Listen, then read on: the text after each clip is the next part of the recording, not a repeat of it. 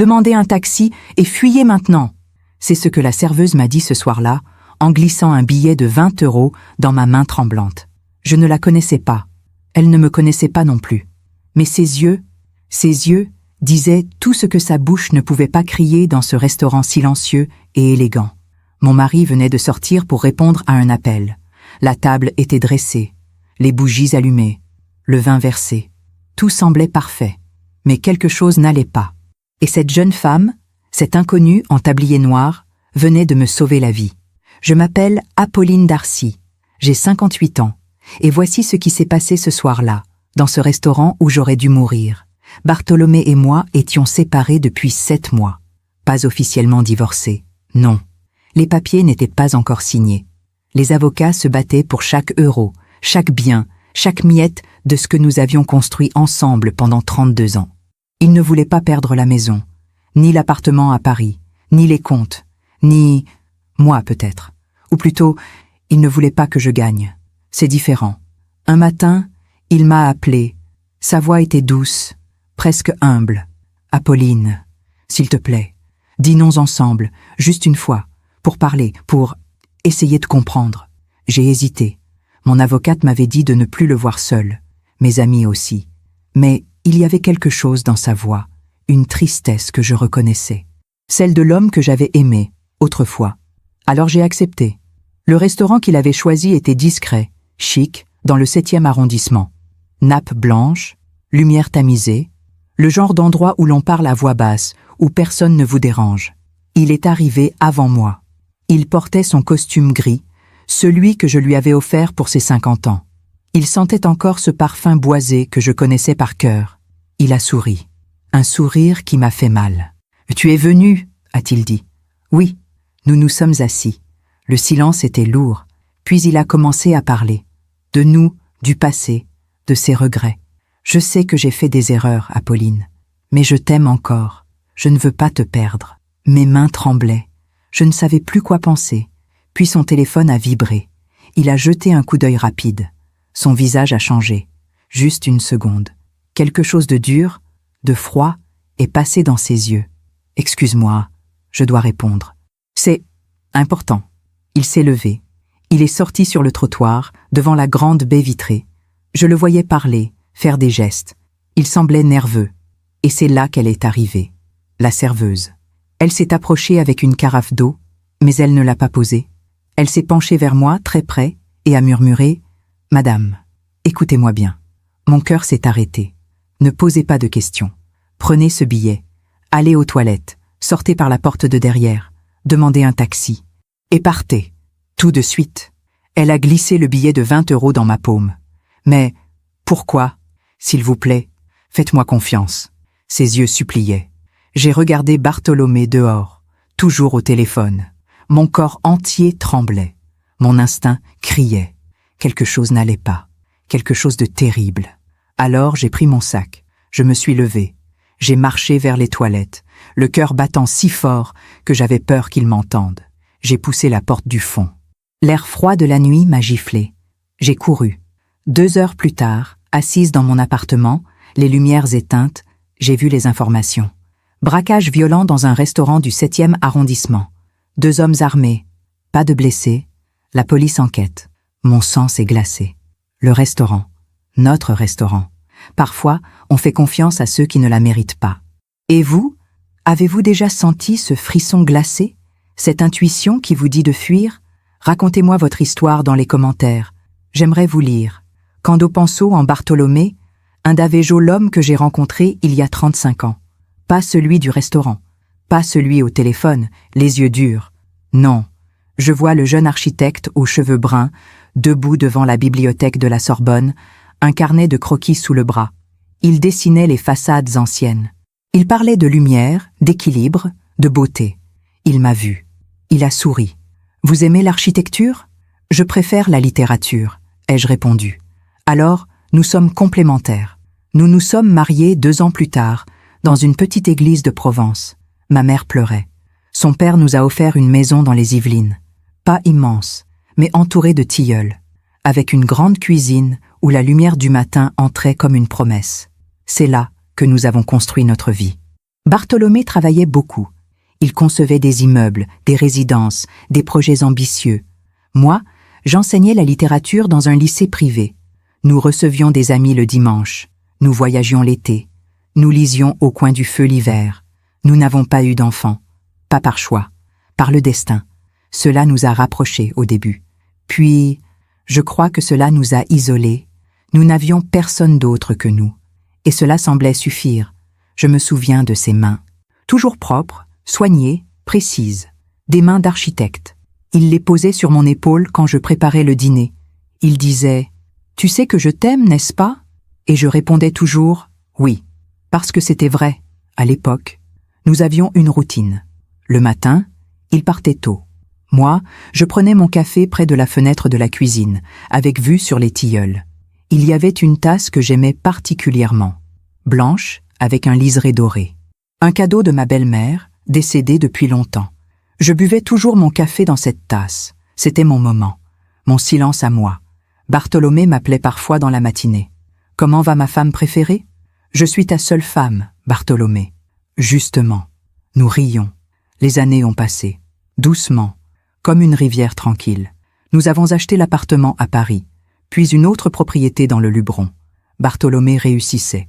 Ses projets étaient publiés dans des magazines. On l'invitait à des conférences. Il voyageait de plus en plus. Et moi, je restais. Je ne m'en plaignais pas. J'avais mes élèves, mes livres, mes amis. Ma vie semblait pleine, mais quelque chose, lentement, se fissurait. Je m'en souviens maintenant. Pas sur le moment, mais en regardant en arrière, je vois les signes. Les soirs où il rentrait tard, sans un mot. Les week-ends où il répondait à des appels dans une autre pièce. Les fois où il me regardait et que je sentais une distance, comme s'il pensait à quelqu'un d'autre ou à quelque chose d'autre. Mais je ne disais rien, parce que c'était plus facile de croire que tout allait bien. Un été, nous sommes allés en Italie, Florence. Nous avons visité les musées, marché sur le Ponte Vecchio, dîné dans de petits restaurants cachés. Une nuit, sur la terrasse de notre hôtel, il m'a pris la main. « Apolline, tu es heureuse avec moi ?» La question m'a surprise. « Bien sûr. Pourquoi tu me demandes ça ?» Il a haussé les épaules. « Parfois, j'ai l'impression que nous sommes loin l'un de l'autre. C'est juste la vie, Bartholomé. Le travail, le temps, mais nous sommes toujours ensemble. » Il a souri. Mais ce sourire ne montait pas jusqu'à ses yeux. Quelques mois plus tard, nous avons fêté nos 30 ans de mariage. Un dîner intime, chez nous, avec quelques amis proches. Il a porté un toast. À Apolline, la femme la plus patiente du monde. La seule qui m'ait jamais vraiment compris. Tout le monde a applaudi. Mais moi, j'ai senti quelque chose d'étrange dans ces mots. Patiente. Pourquoi ce mot-là? C'est cette nuit-là que j'ai trouvé le premier message. Son téléphone avait vibré sur la table de nuit. Il dormait profondément. J'ai jeté un coup d'œil par réflexe. Tu me manques déjà. À demain. Pas de nom. Juste un numéro inconnu. Mon cœur s'est serré. Mais j'ai refermé les yeux. Je me suis dit que c'était une collègue. Une cliente. Rien d'important. Je me suis rendormie. Ou plutôt, j'ai fait semblant. Pendant que je raconte tout cela, je me demande d'où vous m'écoutez en ce moment. Écrivez le nom de votre ville en commentaire. Cela me ferait plaisir de savoir où cette histoire voyage. Les mois qui ont suivi ce message, j'ai commencé à observer Bartholomé différemment. Pas avec jalousie. Pas encore. Plutôt avec curiosité. Comme si je découvrais un étranger dans mon propre lit. Il y avait de petits changements, des détails que personne d'autre n'aurait remarqués. Mais moi, après 30 ans de mariage, je les voyais tous. Il prenait plus soin de lui. Il avait toujours été élégant, bien sûr. Mais là, c'était différent. Il avait changé de parfum, un parfum plus jeune, plus audacieux. Il portait des chemises neuves que je ne lui avais jamais vues. Il allait chez le coiffeur toutes les 3 semaines au lieu de 6. Un soir, je lui ai dit « Tu es très beau ces temps-ci ». Il a souri, flatté. « Tu trouves ? Oui, tu as rajeuni ?» Il a ri. Mais son rire sonnait faux. C'est peut-être le nouveau projet, ça me motive. Le nouveau projet. Toujours un nouveau projet. Il voyageait de plus en plus. Marseille, Lyon, Bordeaux, parfois même Bruxelles ou Genève. Des réunions importantes, disait-il. Des clients exigeants, des chantiers à superviser. Je ne posais pas de questions. Parce que c'était son travail. Parce que c'était normal. Parce que j'avais peur de la réponse. Mais une nuit, Alors qu'il était à Marseille, j'ai fait quelque chose que je n'aurais jamais imaginé faire. J'ai ouvert son ordinateur. Je ne cherchais rien de précis. Je ne sais même pas ce que j'espérais trouver. Peut-être rien. Peut-être juste la confirmation que j'inventais tout dans ma tête. Son mot de passe était notre date de mariage. Il l'avait toujours été. Cela m'a rassurée, étrangement. Comme si cela prouvait que j'avais encore une place dans sa vie. J'ai ouvert sa messagerie, ses emails professionnels, des échanges avec des architectes, des entrepreneurs, des clients. Rien d'anormal. Puis, j'ai vu un dossier intitulé « Personnel ». Mon cœur s'est mis à battre plus fort. J'ai cliqué. Il y avait des photos, des dizaines de photos, d'elle, une femme brune, jeune, peut-être 35 ans, souriante, élégante. Elle portait un manteau rouge sur l'une des photos. Sur une autre, elle était assise dans un café, une tasse à la main, le regard tourné vers la caméra. Elle était belle, et elle le regardait comme je l'avais regardé autrefois. J'ai fermé l'ordinateur, mes mains tremblaient, mon ventre se tordait. Je suis allé dans la cuisine. J'ai pris ma tasse blanche au liseré doré. J'ai versé de l'eau chaude. Je me suis assise près de la fenêtre. Les tilleuls étaient immobiles dans la nuit. J'ai pleuré, mais pas comme on pleure de chagrin. Non. C'était autre chose, une sorte de fatigue immense, comme si tout mon corps acceptait enfin ce que mon esprit refusait depuis des mois. Il ne m'aimait plus, ou plutôt, il aimait quelqu'un d'autre. Quand Bartholomé est rentré de Marseille, je ne lui ai rien dit. Il m'a embrassé sur le front, comme d'habitude. Il a posé son sac. Il a parlé de son voyage, de son client difficile, de la chaleur insupportable dans le sud. Je l'ai écouté. J'ai souri. J'ai préparé le dîner. Et toute la soirée, j'ai pensé à cette femme en manteau rouge. Les semaines suivantes, j'ai essayé de continuer comme avant. Mais c'était comme marcher sur du verre brisé. Chaque geste, chaque mot me faisait mal. Je regardais Bartholomé partir le matin et je me demandais, où va-t-il vraiment? Est-ce qu'il la voit aujourd'hui? Est-ce qu'il pense à elle quand il me touche? La nuit, je ne dormais plus. Je restais éveillée, les yeux ouverts dans le noir, écoutant sa respiration tranquille à côté de moi. Comment pouvait-il dormir si paisiblement? Comment pouvait-il mentir avec tant de facilité? Un dimanche matin, je lui ai demandé « Bartholomé, est-ce que tu es heureux ?»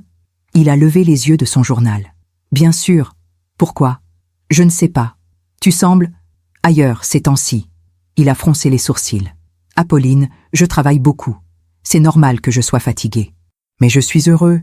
Nous sommes heureux. »« Non ?» J'ai hoché la tête. « Oui, bien sûr. » Mais ma voix était creuse. J'ai parlé à mon amie Claudine. Elle était la seule en qui j'avais confiance. Nous nous connaissions depuis le lycée. Elle avait divorcé 10 ans plus tôt. Elle savait ce que c'était, la trahison. Nous étions assises dans un salon de thé, près du Luxembourg. Claudine, je crois que Bartholomé me trompe. Elle n'a pas semblé surprise. Depuis combien de temps tu le sais? Je ne sais pas. Des mois peut-être. Mais je n'arrive pas à lui en parler. Pourquoi? J'ai regardé ma tasse. Une tasse en porcelaine fine, avec des fleurs peintes. Pas comme la mienne, chez moi. Pas comme celle qui m'attendait chaque matin, fidèle, silencieuse.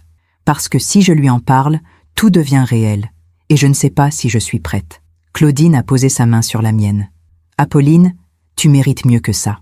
Tu mérites la vérité. » Mais je ne lui ai rien dit, pas tout de suite.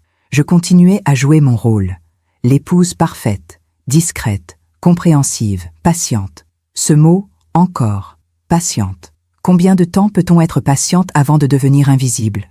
Un soir, il est rentré avec un bouquet de roses blanches. « Pour toi », a-t-il dit, souriant. J'ai pris les fleurs. Elles sentaient bon. Trop bon, peut-être. Quelle occasion? Aucune. J'avais juste envie de te faire plaisir. J'ai mis les roses dans un vase. Mais toute la soirée, je me suis demandé, pourquoi maintenant? Pourquoi ce geste soudain? Était-ce de la culpabilité? Ou pire, était-ce une façon de me garder tranquille pendant qu'il continuait à la voir, elle? Quelques jours plus tard, j'ai trouvé un reçu dans la poche de sa veste, un restaurant à Paris. Le genre d'endroit où l'on va pour impressionner, pour séduire. Il y était allé un mardi soir. Le mardi où il m'avait dit qu'il travaillait tard au bureau. Le reçu mentionnait 2 couverts, une bouteille de champagne, un dessert à partager. J'ai plié le reçu. Je l'ai remis dans sa poche. Et ce soir-là, quand il est rentré, je lui ai demandé « Comment s'est passée ta journée ?»« Longue, fatigante, mais productive. Tu as bien mangé? Oh, j'ai pris un sandwich au bureau, rien de spécial. Il a souri. Il m'a embrassé sur la joue. Et moi, j'ai souri aussi. C'est à ce moment-là que j'ai compris quelque chose de terrible. Ce n'était pas juste une aventure passagère. Ce n'était pas une erreur, un moment de faiblesse. Non, c'était organisé, calculé, méthodique. Il me mentait avec une facilité déconcertante, comme si j'étais devenu un détail dans sa vie, un détail à gérer, à contourner. Pas une femme, pas une épouse, juste un obstacle. J'ai commencé à me regarder dans le miroir différemment. Mes cheveux grisonnaient, mes mains montraient les années. Mon visage portait les traces du temps, des sourires, des inquiétudes. J'avais 57 ans, elle en avait 35. Peut-être que c'était aussi simple que ça. Peut-être que je n'étais plus assez jeune, assez belle, assez intéressante. Mais une nuit, alors que je pleurais seule dans la cuisine, ma tasse vide entre les mains, j'ai pensé à ma mère. Elle m'avait dit, des années plus tôt, avant de mourir, « Apolline, ne laisse jamais un homme te faire croire que tu ne vaux rien. » Et là, dans cette cuisine silencieuse, j'ai compris. Ce n'était pas moi le problème, c'était lui. 2 semaines plus tard, il est parti pour un voyage d'affaires à Lyon. 3 jours, avait-il dit. Le premier soir, j'ai appelé son hôtel. « Bonjour, je souhaiterais parler à Monsieur Darcy. Chambre... » La réceptionniste m'a interrompu. « Je suis désolée, madame. Nous n'avons personne sous ce nom. » Mon sang s'est glacé. « Vous êtes sûre? Bartholomé Darcy. Il a réservé pour 3 nuits. »« Non, madame, aucune réservation à ce nom. » J'ai raccroché. Il n'était pas à Lyon. Il n'était nulle part où il aurait dû être. Et c'est là que j'ai pris ma décision. Le lendemain matin, j'ai appelé une avocate, Maître Lemoine, une femme réputée, implacable, que Claudine m'avait recommandée. « Je veux divorcer », ai-je dit. Elle n'a posé aucune question inutile. « Très bien. Nous commençons quand vous voulez. » Quand Bartholomé est rentré de son faux voyage, j'étais calme, presque sereine. Il m'a embrassée. « Tu m'as manqué. Toi aussi. » Mais c'était un mensonge, le dernier que je me permettais, parce que l'homme que j'aimais n'existait plus, et la femme que j'avais été, elle aussi avait disparu. Je n'ai rien dit à Bartholomé pendant 2 mois.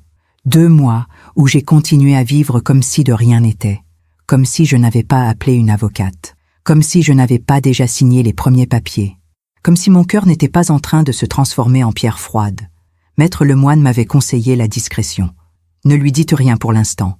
Rassemblez les preuves, les relevés bancaires, les reçus, tout ce qui pourra servir. Et surtout, ne lui montrez pas que vous savez.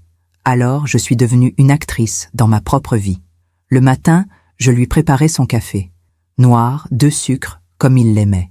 Je lui demandais comment il avait dormi. Je l'embrassais avant qu'il parte. Je lui souhaitais une bonne journée. Et lui, il souriait. Il me remerciait. Il me disait qu'il rentrerait tard, encore une fois. Un dîner avec des investisseurs. Tu sais comment c'est. Oui, je sais. Je savais surtout qu'il mentait. Mais ce qui me faisait le plus mal, ce n'était pas les mensonges. C'était la facilité avec laquelle il les disait. Pas de culpabilité dans ses yeux, pas de tremblement dans sa voix, pas de gestes nerveux, pas de regard fuyant. Rien. Il mentait comme on respire. Naturellement. Sans effort. Et moi, je souriais. Parce que c'était plus facile que de crier. Un soir, il est rentré avec un cadeau, une écharpe en cachemire, grise, douce, élégante. Je l'ai vue en vitrine. J'ai pensé à toi. J'ai touché le tissu. Il était magnifique. Merci Bartholomé. Elle est très belle. Comme toi. Il m'a embrassée. Et pendant 1 seconde, j'ai presque cru que c'était vrai, que j'étais encore quelque chose pour lui, que peut-être je m'étais trompée, que tout cela n'était qu'un mauvais rêve. Mais cette nuit-là, alors qu'il dormait, j'ai pris son téléphone. Un nouveau message. De Léa. Merci pour l'écharpe, elle me va à merveille. Je t'aime. J'ai relu le message 3 fois. L'écharpe, mon écharpe. Il lui en avait acheté une identique. Ou peut-être que la mienne était une copie de la sienne. Un après-coup. Une compensation. J'ai reposé le téléphone exactement où il était. Je me suis recouchée. J'ai fixé le plafond dans le noir. Et j'ai compris quelque chose de terrible. Je n'étais plus sa femme. J'étais son alibi. Les jours suivants, j'ai commencé à rassembler les preuves, comme Maître Lemoine me l'avait demandé. J'ai photographié les relevés bancaires, les retraits dans des villes où il n'était jamais allé pour le travail, les paiements dans des restaurants, des hôtels, des bijouteries. Il dépensait notre argent pour elle, pour lui offrir des écharpes, des dîners, des week-ends. Pendant que moi, je restais seule dans notre grande maison silencieuse. Un après-midi, Claudine était venue me voir. Nous avons bu du thé dans le salon. Elle m'a regardé longuement, puis elle a dit « Apolline, tu as maigri. Tu dors ? Un peu. Tu lui as parlé ? Non. Pourquoi ? J'ai haussé les épaules. Parce que je ne sais pas comment. Parce que j'ai peur de ce qui va se passer après. Claudine a posé sa tasse. Apolline, écoute-moi bien. Tu ne peux pas continuer comme ça. Tu te détruis. Je sais. Alors dis-lui. Mais je ne lui ai rien dit. Parce qu'au fond, j'avais peur. Peur qu'il confirme ce que je savais déjà.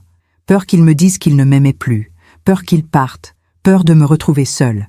Alors je continuais à jouer mon rôle. La femme discrète, compréhensive, patiente. Ce mot, toujours. Un soir, nous avons dîné ensemble. Chose rare ces derniers temps. Il avait préparé des pâtes. Rien d'extraordinaire, mais c'était un geste, un effort.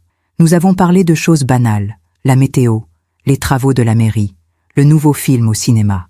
Puis, au milieu du repas, il a dit « Apolline, tu es distante ces temps-ci. » Mon cœur s'est arrêté. Distante ? Oui, comme si tu étais ailleurs. Comme si, je ne sais pas, comme si tu ne m'aimais plus. J'ai failli rire, mais c'était trop absurde, trop cruel. Bartholomé, tu travailles tout le temps. Tu rentres tard. Tu voyages sans arrêt. C'est moi qui devrais te poser cette question. Il a froncé les sourcils. Qu'est-ce que tu veux dire ? Rien. Laisse tomber. Il a insisté. Non, dis-moi. J'ai hésité. Et puis j'ai dit, est-ce que tu es heureux avec moi ? Le silence qui a suivi a duré une éternité. Il a regardé son assiette. Puis il a levé les yeux vers moi. Bien sûr que je suis heureux. Pourquoi tu me demandes ça ? Parce que je ne te reconnais plus. Apolline, je travaille beaucoup, c'est vrai. Mais c'est pour nous, pour notre avenir, pour nous. Ces mots m'ont fait mal, parce qu'il n'y avait plus de nous. Il y avait lui, il y avait elle, et il y avait moi, quelque part dans l'ombre, attendant qu'il se souvienne que j'existais encore. Cette nuit-là, je n'ai pas dormi. Je suis descendue dans la cuisine. J'ai pris ma tasse blanche au liseré doré. Je me suis assise près de la fenêtre. Les tilleuls bougeaient doucement dans le vent. La lune éclairait le jardin. Et j'ai pensé à ma vie. 32 ans de mariage, 32 ans de compromis, de patience, de douceur. 32 ans où j'avais mis mes propres désirs de côté pour construire quelque chose avec lui. Et maintenant, qu'est-ce qu'il me restait ? Une maison vide, un mari menteur et une femme en manteau rouge qui prenait ma place. Le lendemain, j'ai rappelé Maître Lemoine. « Je veux accélérer la procédure. Vous êtes sûr ? Oui. Très bien. Je prépare les documents. Il faut que vous lui annonciez. » Mais je ne l'ai pas fait. Pas encore. Parce qu'une partie de moi espérait encore. Espérait qu'il se réveille, qu'il réalise ce qu'il était en train de perdre, qu'il revienne vers moi et me dise « Apolline, pardonne-moi. Je me suis trompée. Je t'aime encore. » Mais les semaines passaient et rien ne changeait. Un samedi matin, il m'a annoncé qu'il partait pour le week-end. Un séminaire à Deauville. Je rentre dimanche soir. Un week-end entier ? Oui, c'est important. Il a fait sa valise. Il m'a embrassé sur le front. « Repose-toi, tu as l'air fatigué. » Puis il est parti. Dès que sa voiture a disparu au bout de l'allée, j'ai appelé Claudine. Il est parti. Où ? Deauville, soi-disant. Apolline. Je sais. Qu'est-ce que tu vas faire ? J'ai regardé par la fenêtre. Les tilleuls, le jardin. Cette maison que j'avais aimée, autrefois. Je vais partir. Ce week-end-là, j'ai commencé à emballer mes affaires. Pas tout. Juste l'essentiel. Mes vêtements, mes livres préférés. Quelques photos. Ma tasse blanche au liseré doré. Je les ai mis dans des cartons. J'ai appelé Claudine. Elle est venue m'aider. Tu es sûre ? Oui. Où vas-tu aller ? Chez ma sœur, à Versailles. Le temps de trouver un appartement. Elle m'a serré dans ses bras. Tu fais le bon choix. Le dimanche soir, quand Bartholomé est rentré, la maison était vide. Enfin presque. J'avais laissé un mot sur la table de la cuisine. Bartholomé, je pars. Je ne peux plus vivre comme ça. Tu recevras les papiers du divorce dans quelques jours. Ne me cherche pas. Apolline. Mais je n'ai pas eu le courage de partir avant son retour. Je suis restée. Encore une semaine. Encore un mois. Parce qu'au fond, J'avais peur, peur de tout perdre, peur de recommencer, peur de vieillir seule. Alors je suis restée. Et j'ai continué à faire semblant. C'est Maître Lemoine qui m'a forcée à agir. Elle m'a appelée un mardi matin. Madame Darcy, les papiers sont prêts. Mais tant que vous ne lui annoncez pas, nous ne pouvons pas avancer. Je sais. Alors faites-le. Aujourd'hui. Ce soir-là, j'ai attendu qu'il rentre. Il était 20 heures passées. Il a posé son manteau. Il s'est assis dans le salon. « Bonsoir, Apolline. »« Bonsoir. » Je me suis assise en face de lui. Mon cœur battait si fort que j'avais peur qu'il l'entende. « Bartholomé, il faut que je te parle. » Il a levé les yeux vers moi. « Oui, je veux divorcer. » Le silence qui a suivi était assourdissant. Il m'a regardé comme si je venais de lui annoncer la fin du monde. « Quoi ? Je veux divorcer. »« Mais pourquoi ?» J'ai presque ri. « Pourquoi ? Parce que tu ne m'aimes plus, Bartholomé. Parce que tu me trompes. Parce que je ne peux plus vivre dans ce mensonge. » Il a secoué la tête. « Apolline, je ne te trompe pas. Tu inventes des choses. Tu es fatiguée, stressée. Ne me prends pas pour une idiote. » Ma voix était calme, froide, plus calme que je ne l'aurais cru possible. J'ai vu les messages, les reçus, les photos. Je sais tout. Son visage a changé. La surprise, puis la colère, puis quelque chose de plus sombre, de plus calculé. « Tu as fouillé dans mes affaires ? » ?»« Oui. Tu n'avais pas le droit. » »« Et toi, tu avais le droit de me mentir pendant des mois ?» Il s'est levé. Il a fait les 100 pas dans le salon. « Apolline, écoute, c'est compliqué. Ce n'est pas ce que tu crois. »« Ah non ? Alors explique-moi. » Il a hésité, puis il a dit « C'était une erreur, une faiblesse. Mais c'est fini, je te le promets. Tu mens. »« Non. »« Si. Tu mens comme tu respires, Bartholomé, et je ne peux plus te croire. » Il s'est approché de moi. Il a pris mes mains. « Apolline, s'il te plaît, ne fais pas ça. Nous pouvons réparer. Nous pouvons recommencer. » J'ai retiré mes mains. « Non, c'est trop tard. Apolline, j'ai déjà contacté une avocate. Les papiers sont prêts. Tu vas les recevoir cette semaine. » Son visage s'est durci. « Tu ne peux pas faire ça. »« Si, je peux. Apolline, réfléchis. La maison, l'appartement. Tout ce que nous avons construit ensemble. Tu vas tout perdre. » « Non, Bartholomé, c'est toi qui vas perdre. » Il est devenu blanc. Et c'est là que j'ai vu l'homme qu'il était vraiment. Pas l'architecte brillant, pas le mari charmant. Non, un homme qui avait peur de perdre ses biens, ses propriétés, son confort. Pas moi, ses biens. « Apolline, tu ne sais pas ce que tu fais. » « Si, je sais exactement ce que je fais. » Je me suis levée, j'ai pris mon sac. Je vais dormir chez ma sœur ce soir. Et demain, je reviens chercher le reste de mes affaires. « Apolline, attends. » Non, je suis sortie de cette maison sans me retourner. J'ai marché jusqu'à ma voiture. Mes mains tremblaient tellement que j'ai eu du mal à mettre la clé dans le contact. Mais j'ai démarré. Et j'ai roulé. Loin de cette maison. Loin de cet homme. Loin de cette vie qui n'était plus la mienne. Pendant que je raconte tout cela, je me demande d'où vous m'écoutez. Écrivez le nom de votre ville en commentaire. Cela me ferait plaisir de savoir que cette histoire voyage, qu'elle trouve d'autres femmes qui ont eu le courage de partir. Les semaines qui ont suivi mon départ ont été étranges. J'habitais chez ma sœur Marguerite, à Versailles. Un petit appartement au 3e étage, avec vue sur les toits. Rien à voir avec notre grande maison des Yvelines. Mais c'était calme, c'était sûr. Et surtout, c'était loin de lui. Bartholomé m'a appelé tous les jours pendant la première semaine. 10 appels, 15, 20. Je ne répondais pas. Puis il a envoyé des messages. « Apolline, s'il te plaît, parle-moi. Tu me manques. Nous pouvons arranger les choses. Ne fais pas ça. » Et puis, au bout d'une semaine, le ton a changé. « Tu vas le regretter. Tu ne peux pas gagner. Je ne te laisserai pas prendre ce qui est à moi. Maître Lemoine m'avait prévenu. Il va essayer de vous faire peur. C'est classique. Ne répondez pas. Gardez tous les messages. Ils pourront servir. » Alors j'ai tout gardé. Chaque appel manqué, chaque message, chaque menace voilée. Et pendant ce temps, la procédure avançait. Marguerite était douce avec moi. Elle ne posait pas trop de questions. Elle me laissait pleurer quand j'en avais besoin. Elle préparait du thé, elle écoutait. Un soir, assise sur son petit balcon, elle m'a dit « Tu sais, Apolline, je t'ai toujours admirée. Pourquoi ? Parce que tu as tenu si longtemps. Moi, j'aurais craqué bien avant. » J'ai souri tristement. Tenir, ce n'est pas toujours une qualité. Parfois, c'est juste de la lâcheté. Non, c'était de l'espoir, et il n'y a rien de lâche là-dedans. Mais l'espoir, je n'en avais plus beaucoup, parce que chaque jour, j'apprenais quelque chose de nouveau, quelque chose qui me brisait un peu plus. Maître Lemoine avait demandé une enquête financière. C'était la procédure standard dans les divorces, où il y avait beaucoup de biens à partager. 1 mois après mon départ, elle m'a convoqué dans son cabinet. Elle avait une expression grave. « Madame Darcy, nous avons trouvé des choses. » Quel genre de choses? Elle a ouvert un dossier. Des relevés bancaires, des contrats, des documents que je n'avais jamais vus. Votre mari a ouvert plusieurs comptes dont vous n'étiez pas au courant. Des comptes à son nom uniquement. Il y a transféré des sommes importantes ces 2 dernières années. Mon cœur s'est serré. Combien? Environ 150 000 €.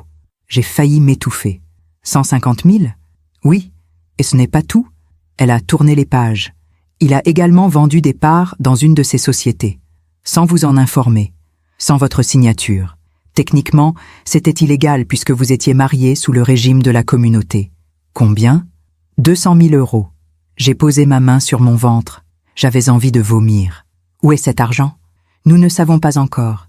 Il a été transféré sur un compte offshore, aux îles Caïmans. Maître Lemoine m'a regardé avec compassion. Madame Darcy, votre mari a systématiquement vidé vos comptes communs. Il a préparé ce divorce bien avant vous. Il savait que vous alliez partir. Ou plutôt, il savait qu'il allait partir. Et il s'est protégé. Protégé de quoi? De vous, de la loi. Il a tout fait pour que vous ne puissiez rien récupérer. Je suis sorti de ce cabinet dans un état second. J'ai marché dans les rues de Paris sans savoir où j'allais. Les gens passaient autour de moi. La vie continuait. Mais moi, j'avais l'impression d'être figé dans un cauchemar. 32 ans de mariage, 32 ans de confiance. Et il avait tout préparé, tout calculé, tout volé. Ce soir-là, Marguerite m'a trouvée assise sur le canapé, les yeux dans le vide. « Apolline, ça va ?» Il a tout pris. Quoi? L'argent, les économies, tout. Il a tout caché. Marguerite s'est assise à côté de moi. « Apolline, tu vas te battre. Tu vas récupérer ce qui est à toi. » Comment? Il a tout planifié. Il est plus fort que moi. Non, il est juste plus lâche. Les jours suivants, Maître Lemoine a lancé des procédures pour bloquer les comptes de Bartholomé, pour geler ses biens, pour l'obliger à rendre des comptes. Mais lui, de son côté, engageait les meilleurs avocats, les plus chers, les plus impitoyables. Et la bataille a commencé. Un matin, j'ai reçu une convocation au tribunal, une audience préliminaire, pour déterminer qui aurait droit à quoi pendant la procédure. Maître Lemoine m'a prévenu. « Il va être là. Vous allez le voir. Êtes-vous prête? Je ne sais pas. Apolline, il va essayer de vous déstabiliser, de vous faire craquer. Ne lui donnez pas cette satisfaction. Restez digne. » Le jour de l'audience, je me suis habillée avec soin. Une robe bleu marine, simple, élégante. Mes cheveux attachés, pas de bijoux, sauf mon alliance. Oui, je la portais encore, pas par amour, mais par défiance, pour lui montrer que j'étais toujours sa femme, légalement, et que je n'allais pas disparaître sans me battre. Quand je suis entrée dans la salle d'audience, je l'ai vu, Bartholomé, assis avec ses 2 avocats, en costume sombre, les cheveux parfaitement coiffés, l'air sûr de lui. Il m'a regardé, et pendant une seconde, j'ai vu quelque chose passer dans ses yeux. De la surprise? Du regret? Non, du calcul. L'audience a été brutale. Son avocat a tout fait pour me faire passer pour une femme instable, jalouse, paranoïaque. Madame Darcy prétend que mon client l'a trompée. Mais où sont les preuves? Des photos qu'elle a prises illégalement sur son ordinateur?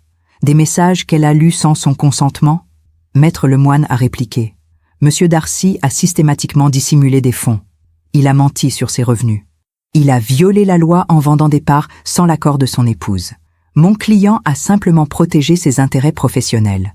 Ses intérêts ou ses mensonges? Le juge a levé la main. Silence. Il a regardé les documents. Puis il a dit « Je vais ordonner un audit complet des finances de Monsieur Darcy. En attendant, tous les comptes communs sont gelés. Madame Darcy recevra une pension alimentaire mensuelle de 3 000 €.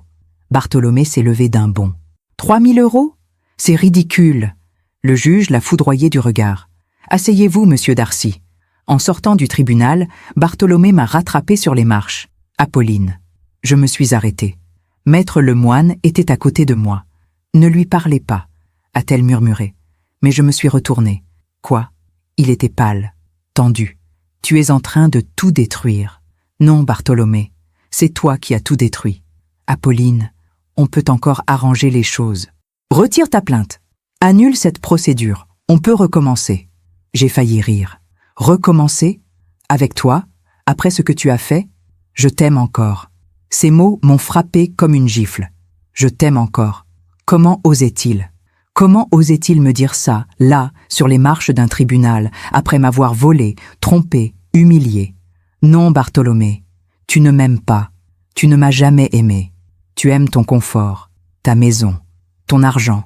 Mais moi, tu m'as oublié il y a longtemps. Ce n'est pas vrai. Si. Et tu sais quoi? Je te pardonne. Il a froncé les sourcils. Quoi? Je te pardonne. Parce que je ne veux plus porter cette colère. Je ne veux plus perdre mon temps avec toi. Je suis partie. Et cette fois, je ne me suis pas retournée. Les semaines suivantes, l'audit financier a révélé encore plus de mensonges, des investissements secrets, des propriétés achetées au nom de sociétés écrans. Des dettes cachées. Bartholomé s'était construit un empire parallèle, un empire dont je ne savais rien. Et maintenant, tout s'effondrait. Maître Lemoine était confiante. Nous allons gagner. Il a violé trop de lois. Il a menti sous serment. Le juge va le sanctionner. Mais moi, je ne ressentais aucune joie, juste de la tristesse, parce que tout cela aurait pu être évité. Si seulement il avait été honnête, si seulement il m'avait respecté. Mais il avait choisi le mensonge. Et maintenant, il allait payer. Un soir, Marguerite m'a préparé du thé. Nous étions assises sur son balcon, regardant le soleil se coucher sur les toits de Versailles. Tu sais, Apolline, je suis fière de toi. Pourquoi? Parce que tu te bats, parce que tu ne te laisses pas écraser. J'ai souri faiblement. Parfois, j'ai l'impression que je me bats pour rien, que même si je gagne, j'ai déjà perdu. Tu n'as rien perdu. Tu as gagné ta liberté. Mais la liberté avait un prix. Et je commençais à comprendre que ce prix était plus lourd que je ne l'avais imaginé. 1 mois plus tard, Bartholomé m'a envoyé un message. Un seul. Apolline, dînons ensemble. Une dernière fois. Pour parler. Pour tout régler à l'amiable. S'il te plaît. J'ai montré le message à Maître Lemoine. Ne répondez pas. C'est un piège. Un piège? Oui. Il veut vous manipuler. Vous faire signer quelque chose. Ou pire, vous faire craquer émotionnellement. Mais une partie de moi voulait y aller. Pas parce que je l'aimais encore, mais parce que je voulais comprendre. Comprendre comment on passe de l'amour à la haine, de la confiance à la trahison, de 32 ans de mariage à ça. J'ai relu le message. Pour tout régler à l'amiable. À l'amiable. Comme si c'était encore possible. Claudine m'a appelé ce soir-là. Apolline, Marguerite m'a dit que Bartholomé veut te voir. Oui. Tu ne vas pas y aller, j'espère? Je ne sais pas. Apolline, écoute-moi. Cet homme est dangereux. Il a tout fait pour te détruire. Ne lui donne pas une autre chance. Il veut juste parler. Non. Il veut te contrôler. Encore. Mais le lendemain matin, j'ai répondu. D'accord. Où et quand? Sa réponse est arrivée dans la minute. Demain soir, 20h, le Cygne Bleu. Tu connais, le Cygne Bleu. Un restaurant élégant, discret, dans le 7e arrondissement. Le genre d'endroit où nous allions pour nos anniversaires, pour nos grandes occasions. Maître Lemoine était furieuse. Vous faites une erreur. Peut-être, mais je dois y aller. Je dois savoir. Savoir quoi? Si l'homme que j'ai aimé existe encore, ou si je l'ai inventé. Le soir du dîner, je me suis préparée lentement. Une robe noire, simple, sobre, mes cheveux détachés, un peu de parfum, et mon alliance. Toujours. Marguerite m'a regardée avec inquiétude. Tu es sûre? Non, mais je vais quand même. Le taxi m'a déposé devant le restaurant à 19h55. J'ai regardé la façade, les lumières chaudes, les grandes baies vitrées. Mon cœur battait vite. J'ai poussé la porte. Bartholomé était déjà là, assis à une table au fond. Costume gris, sourire nerveux. Il s'est levé quand il m'a vu. Apolline, merci d'être venue. Bartholomé, nous nous sommes assis. Le silence était lourd. Puis, il a commencé à parler. De nous, du passé, de ses regrets. Les mêmes mots qu'avant. Les mêmes promesses. Je sais que j'ai fait des erreurs, mais je veux arranger les choses. Je veux qu'on arrête cette guerre. Cette guerre, c'est toi qui l'as commencée. Non, c'est toi, en partant, en engageant une avocate, en me traitant comme un criminel. J'ai regardé cet homme en face de moi, et j'ai réalisé quelque chose. Il ne regrettait rien. Il avait juste peur de perdre. Bartholomé, pourquoi tu m'as fait venir ici? Pour parler, pour trouver une solution. Une solution? Oui? Retire ta plainte. Signe un arrangement à l'amiable. Je te donne la maison des Yvelines. Et 100 000 euros. C'est généreux.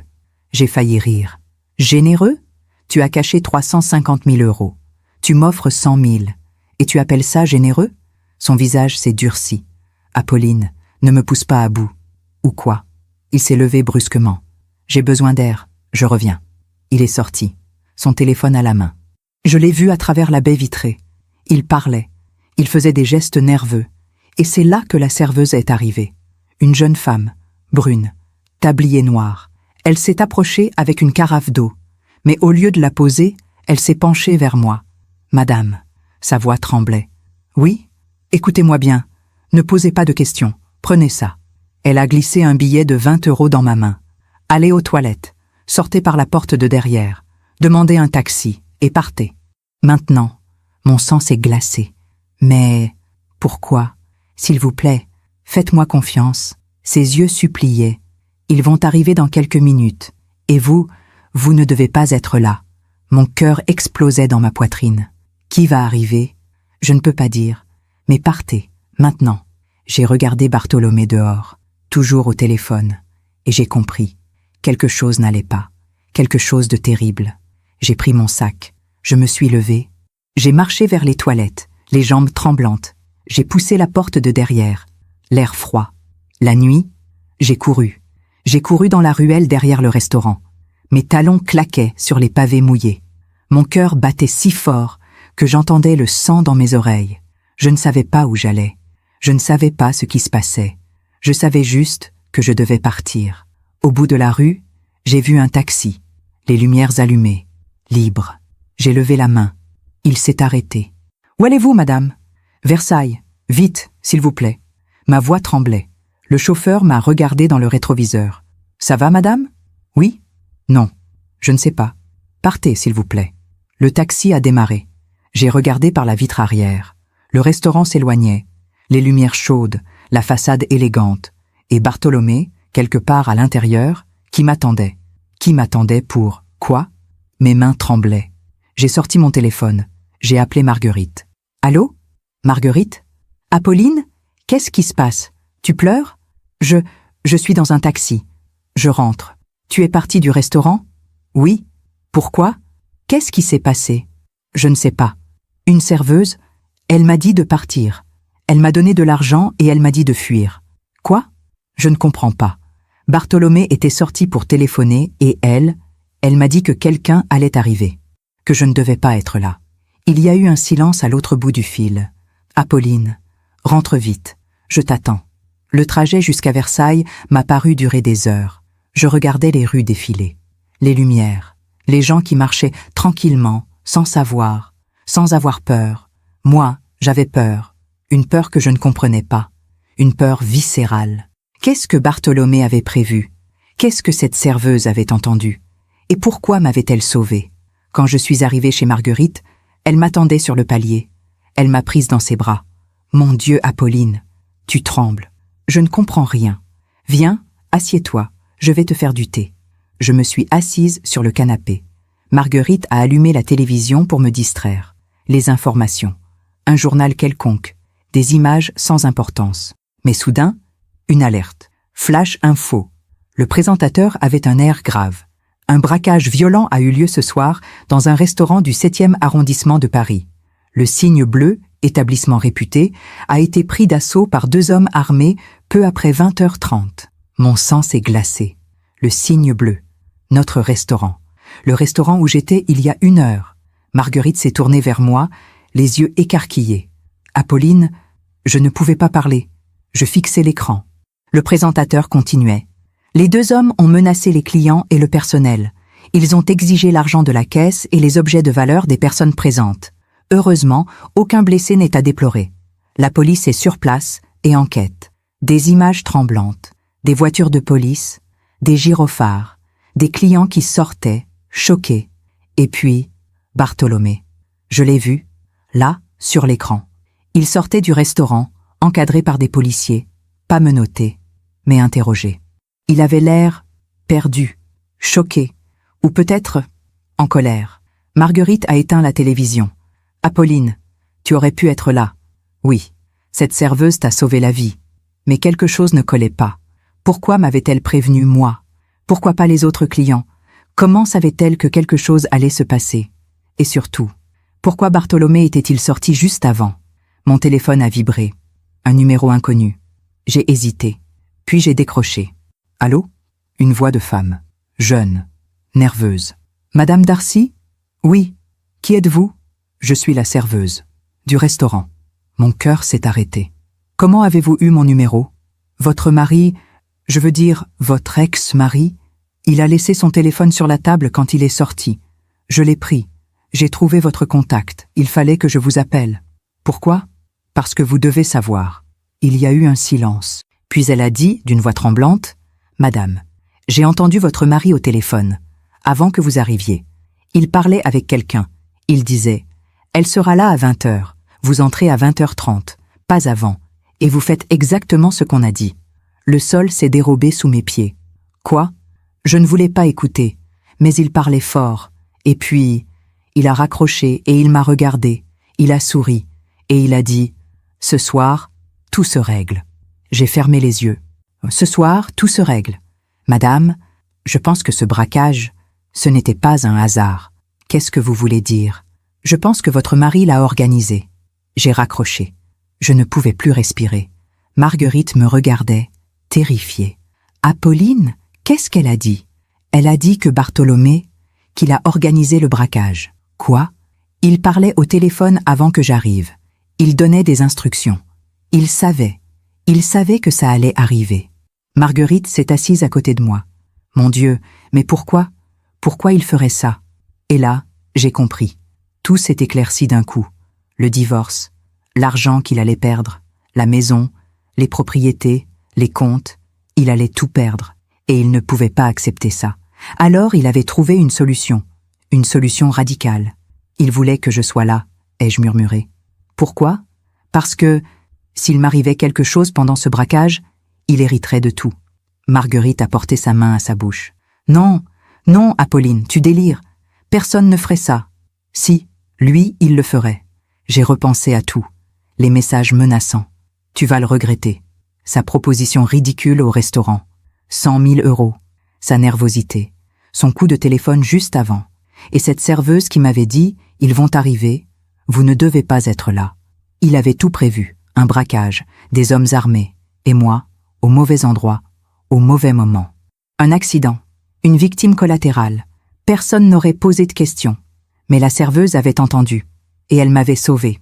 Le lendemain matin, j'ai appelé Maître Lemoine. Je lui ai tout raconté. La serveuse. Le coup de téléphone. Le braquage. Il y a eu un long silence. Puis elle a dit « Madame Darcy, ce que vous me décrivez, c'est une tentative de meurtre. Je sais. Vous devez aller à la police. Immédiatement. » J'ai hésité. Parce qu'une partie de moi ne voulait pas y croire. Une partie de moi voulait encore croire que Bartholomé, l'homme que j'avais aimé, n'était pas capable de ça. Mais l'autre partie, celle qui avait vu ses yeux froids au tribunal, celle-là savait. J'ai contacté la police. Ils m'ont convoqué dans l'après-midi. Un inspecteur, grand, la cinquantaine, regard sérieux. « Madame Darcy, racontez-moi tout depuis le début. » J'ai parlé pendant 2 heures. Le divorce, l'argent caché, le dîner, la serveuse, le braquage. L'inspecteur prenait des notes. Il écoutait sans m'interrompre. Puis il a dit « Nous enquêtons déjà sur ce braquage. Mais ce que vous me dites change tout. Si votre mari a effectivement organisé cette attaque, c'est extrêmement grave. Je sais. Nous allons vérifier les relevés téléphoniques, les caméras de surveillance, et nous allons interroger cette serveuse. » Quelques jours plus tard, l'inspecteur m'a rappelé. « Madame Darcy, nous avons du nouveau. » Quoi? Les relevés téléphoniques de votre mari montrent plusieurs appels vers un numéro suspect les jours précédant le braquage. Ce numéro appartient à un homme déjà connu de nos services. Un voyou. Quelqu'un qui fait ce genre de travail. Mon estomac s'est noué. Donc c'est vrai. Nous avons aussi interrogé la serveuse. Elle confirme ce qu'elle vous a dit. Elle l'a entendu donner des instructions précises. Et maintenant, nous allons arrêter votre mari. Pour complicité de vol avec violence. Et tentative de meurtre. Tentative de meurtre. Ces mots résonnaient dans ma tête. L'homme avec qui j'avais partagé 32 ans de ma vie avait essayé de me tuer. Le lendemain, Bartolomé a été arrêté. Les images ont fait le tour des informations. Arrestation dans l'affaire du braquage du Cygne bleu. Un architecte parisien soupçonné d'avoir commandité l'attaque. Claudine m'a appelé. « Apolline, tu as vu ?»« Oui. »« Mon Dieu, tu avais raison. »« Oui. Comment tu te sens ?»« Je ne sais pas. Vide. Parce que ce n'était pas de la joie que je ressentais, ni du soulagement. Juste une immense tristesse. Marguerite est venue s'asseoir à côté de moi ce soir-là. Nous avons bu du thé en silence. Puis elle a dit « Tu sais, cette serveuse, elle t'a sauvée. Je sais. Tu devrais la remercier. » J'ai retrouvé son numéro. Je l'ai appelée. « Allô ? Bonjour, c'est Apolline Darcy. Madame, je voulais vous remercier pour ce que vous avez fait. Vous m'avez sauvé la vie. » Sa voix tremblait. Je ne pouvais pas vous laisser là. J'ai entendu ce qu'il disait et je devais faire quelque chose. Comment vous appelez-vous ? Chloé. Chloé, je ne sais pas comment vous remercier. Vous n'avez pas à me remercier. Je suis juste contente que vous soyez en sécurité. Nous avons parlé un moment. Elle m'a raconté qu'elle avait 26 ans, qu'elle travaillait dans ce restaurant depuis 2 ans, qu'elle faisait des études de psychologie. Je voulais aider les gens, comprendre pourquoi ils font ce qu'ils font. Vous avez déjà commencé, ai-je dit. Après avoir raccroché, je suis restée assise dans le noir. Je pensais à Bartolomé, à l'homme qu'il avait été, à l'homme qu'il était devenu. Comment quelqu'un peut-il changer à ce point ? Ou peut-être qu'il n'avait jamais changé. Peut-être que j'avais juste refusé de voir qui il était vraiment. Maître Lemoine m'a appelé le lendemain. « Madame Darcy, la procédure de divorce est suspendue.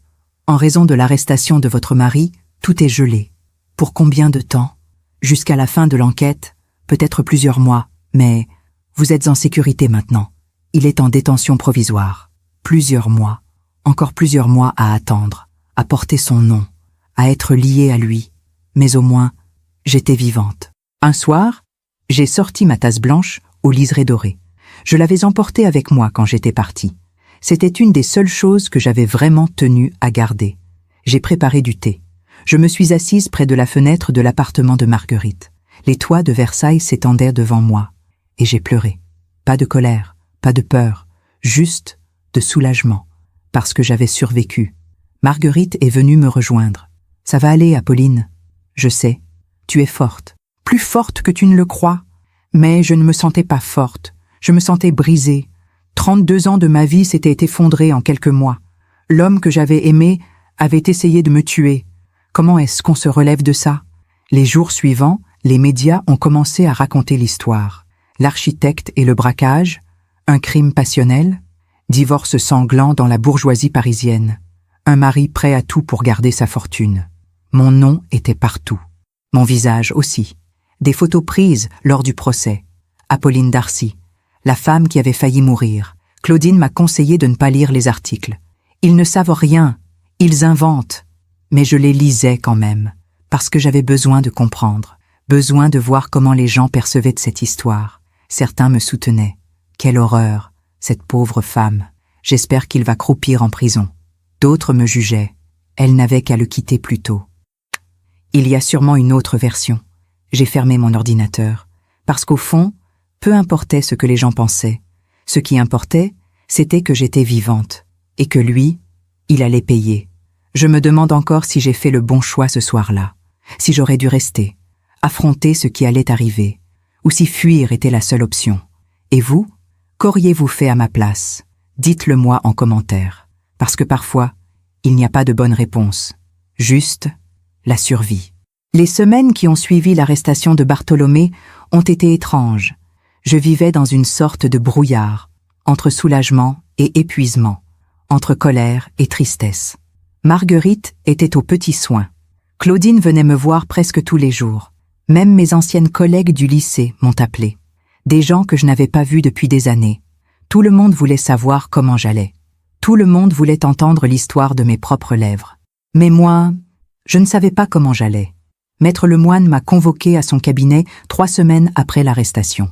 Madame Darcy, j'ai des nouvelles. Bonnes ou mauvaises? Elle a hésité. Les deux. Elle a ouvert un dossier. La bonne nouvelle, c'est que l'enquête avance bien.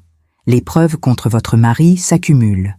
Les relevés téléphoniques, le témoignage de mademoiselle Chloé, les images de surveillance du restaurant. Et l'un des 2 hommes qui ont commis le braquage a parlé. Il a confirmé que Bartholomé l'avait payé. Mon cœur s'est serré. Combien? 50 000 €. 25 000 d'avance. 25 000 après. Elle n'a pas fini sa phrase. Après ma mort. Et la mauvaise nouvelle? Maître Lemoine a pris une grande inspiration. Votre mari demande à vous voir. J'ai senti mon estomac se nouer. Quoi? Il a demandé à son avocat d'organiser une rencontre, au parloir de la prison. Il dit qu'il a besoin de vous parler. Non. Madame Darcy, non. Je ne veux pas le voir. Je comprends. Mais son avocat insiste. Il dit que c'est important, que Bartholomé a des choses à vous dire, des choses qui pourraient vous aider. Je me suis levée. M'aider? Cet homme a essayé de me tuer. Et maintenant, il veut me parler? Non, c'est non. Maître Lemoine m'a regardé avec calme. Apolline, je ne vous oblige à rien. Mais parfois, entendre ce qu'un criminel a à dire peut nous aider à tourner la page, à comprendre. Je ne veux pas comprendre. Je veux juste qu'il disparaisse de ma vie. Mais cette nuit-là, je n'ai pas dormi. Je pensais à Bartholomé, seul, dans une cellule. Qu'est-ce qu'il voulait me dire? Des excuses, des explications, ou peut-être une dernière manipulation. 3 jours plus tard, j'ai rappelé Maître Lemoine. D'accord. D'accord, pourquoi? J'irai le voir. Vous êtes sûr? Non, mais je vais quand même. Le parloir de la prison de Fleury-Mérogis. Un endroit froid, gris, triste, des tables en formica, des chaises en plastique, des vitres épaisses, des gardiens partout. J'étais assise, les mains croisées, le cœur battant. Et puis, il est entré. Bartholomé. Il avait maigri. Ses cheveux grisonnaient plus qu'avant. Ses yeux étaient cernés. Il portait un survêtement bleu délavé. Il ne ressemblait plus à l'architecte élégant que j'avais connu. Il ressemblait à un homme brisé. Il s'est assis en face de moi. Il a tenté de sourire. « Apolline, merci d'être venue. Je n'ai rien dit. Tu vas bien? Tu me demandes si je vais bien? Vraiment? » Il a baissé les yeux. « Je sais, c'est stupide. » Un long silence. Puis il a dit « Apolline, je ne sais pas par où commencer. Commence par la vérité. Pour une fois. » Il a levé les yeux vers moi. Et j'ai vu quelque chose que je n'avais jamais vu avant. De la honte. Tu as raison. J'ai tout gâché. J'ai menti. J'ai triché. J'ai fait des choses impardonnables. Tu as essayé de me tuer. Oui. Ce oui m'a coupé le souffle. Pas de déni. Pas d'excuse. Juste oui. Pourquoi? Il a fermé les yeux. Parce que j'avais peur. Peur de quoi? De perdre. De tout perdre. Ma maison. Mon argent. Ma réputation. Et surtout, mon contrôle. Il a ouvert les yeux. Ils étaient rouges. Apolline. Pendant toutes ces années, j'ai construit une image. L'architecte brillant. Le mari parfait. L'homme qui réussit tout. Et toi? Tu faisais partie de cette image. Tu étais la femme élégante, discrète, qui restait à ma place, qui ne posait pas de questions, qui se taisait. Oui, et quand j'ai décidé de partir, quand tu as décidé de partir, toute cette image s'est fissurée. Les gens allaient parler, les clients allaient savoir. Ma réputation allait être ternie, et surtout, j'allais perdre de l'argent, beaucoup d'argent. Je l'ai regardé. Alors tu as préféré me tuer. Oui, un autre silence. Mais tu sais ce qui est le plus fou? Quoi? Je ne t'ai jamais vraiment aimé. Ces mots m'ont frappé comme un coup de poing. Quoi? Je pensais que oui, au début, quand on s'est rencontrés. Tu étais belle, intelligente, tu venais d'une bonne famille, tu étais parfaite pour le rôle. Le rôle? La femme de l'architecte, celle qui tient la maison, qui reçoit les invités, qui sourit au dîner. J'ai senti mes yeux se remplir de larmes, mais je ne les ai pas laissés couler. Alors tout était faux, depuis le début. Non, pas tout. Il y a eu des moments vrais, des moments où je pensais vraiment que nous étions heureux. Mais je crois que j'ai toujours pensé plus à moi qu'à toi. Et Léa? Il a eu l'air surpris. Comment tu sais pour Léa? J'ai vu les photos, j'ai lu les messages. Il a hoché la tête. Léa, c'était différent. Elle était jeune, elle m'admirait, elle me faisait sentir vivant, comme si j'avais encore 20 ans. Alors tu l'aimais, elle? Je pensais que oui. Et maintenant, elle ne répond plus à mes appels. Elle a disparu dès mon arrestation. J'ai presque ri. Presque. Bartholomé, je suis venu ici parce que tu voulais me parler. Mais si c'est juste pour me dire que tu ne m'as jamais aimé, que j'étais juste un accessoire dans ta vie, alors j'aurais préféré ne pas venir. Non. Attends. Il a tendu la main vers moi, mais le gardien l'a rappelé à l'ordre. Pas de contact. Bartholomé a retiré sa main. Apolline, je voulais te dire que je suis désolé. Désolé? Oui. Désolé pour tout. Pour les mensonges, pour Léa, pour l'argent caché, et surtout, pour ce que j'ai essayé de te faire. Tu es désolé parce que tu as été pris, pas parce que tu regrettes vraiment. Non, je suis désolé parce que maintenant que je suis ici, seule, sans rien, je réalise ce que j'ai perdu. Pas l'argent, pas la maison. Toi. J'ai secoué la tête. Tu ne m'as jamais eu, Bartholomé. Tu avais une image, un fantôme. Mais moi, la vraie Apolline, celle qui avait des rêves, des peurs, des désirs, tu ne l'as jamais connue. Il a pleuré. Pour la première fois depuis que je le connaissais, Bartholomé a pleuré devant moi. Je sais, et c'est ça ma plus grande erreur. Je me suis levée. Adieu, Bartholomé. Apolline, attends. Non, il n'y a plus rien à attendre. Tu as fait tes choix. Maintenant, tu dois vivre avec. Je suis partie, sans me retourner. Dans le taxi qui me ramenait à Versailles, j'ai repensé à ces mots. Je ne t'ai jamais vraiment aimé. Et étrangement, ça ne me faisait plus mal. Parce que je le savais déjà. Peut-être pas consciemment. Mais quelque part, au fond de moi, je l'avais toujours su. Ce soir-là, Marguerite m'a préparé du thé. Nous nous sommes assises sur le balcon. Comment ça s'est passé? Il a avoué. Tout. Et rien. C'est fini. Marguerite m'a regardé longuement. Tu es en paix? Pas encore. Mais je le serai. Un jour. Quelques semaines plus tard, le procès de Bartholomé a commencé. Je n'y suis pas allée. Maître Lemoine m'a représenté. Mais elle m'a tenue au courant. Il a plaidé coupable. Pour tout? Oui. La dissimulation de fonds. La complicité de vol avec violence. La tentative de meurtre. Tout. Quelle sera sa peine? Le procureur demande 15 ans. 15 ans. Un chiffre abstrait. Mais pour moi, ça signifiait la liberté. Le jour du verdict, Maître Lemoine m'a appelé. Madame Darcy, le jugement est tombé. Et 12 ans de prison ferme. Interdiction d'exercer sa profession, confiscation de tous ses biens et restitution intégrale de tous les fonds détournés. J'ai fermé les yeux. C'était fini. Madame Darcy? Oui, je suis là. Vous allez récupérer la maison des Yvelines, l'appartement à Paris, et la majorité des fonds. Ils ne gardent rien. La maison. Notre maison. Celle où nous avions vécu pendant 30 ans. Celle où j'avais bu mon café chaque matin dans ma tasse blanche aux liserés dorés.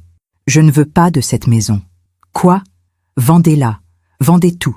Je ne veux plus rien qui vienne de lui. Maître Lemoine a hésité. Vous êtes sûr? Oui. Je veux recommencer. Complètement. Et c'est ce que j'ai fait.